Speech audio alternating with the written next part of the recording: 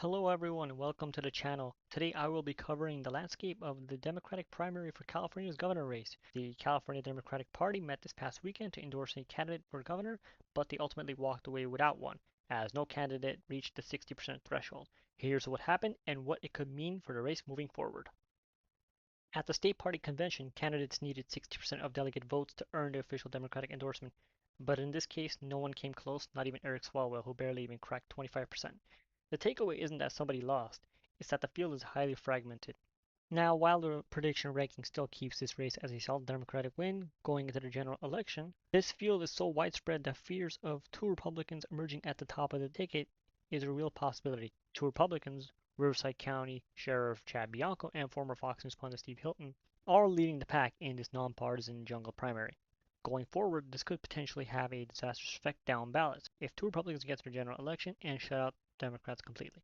Low turnout may demotivate voters, thus leading to down ballot races potentially falling in the hands of Republicans. Now, of course, this scenario wouldn't necessarily mean California suddenly shifts Republican. It means that the lack of a desired Democrat candidate at the top of the ticket hurts down ballot candidates, whether that be congressional races or elections to the state legislature. Any ballot measures also included may be impacted as well. Looking at the polling here, the most recent one from Emerson College shows that Chad Bianco is at 14% and Steve Hilton is at 17%. Eric Swalwell is trailing at 14%.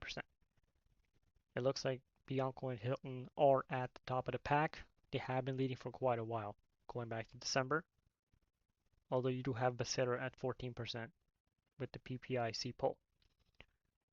As Democratic strategist Paul Mitchell has said, the scenario that two Republicans end up at the top is unlikely, but it's not impossible. He's also mentioned that it's too high for comfort for some California Democrats.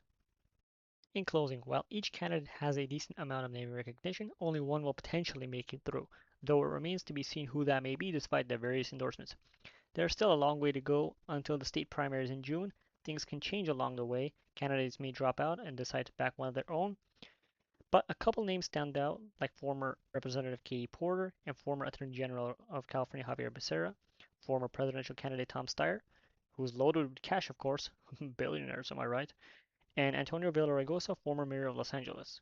All these candidates individually have different endorsements, but only two will make it to the top. Whether that's two Republicans, one Republican, or one Democrat, it remains to be seen. Anyway, guys, thanks for watching, and take care.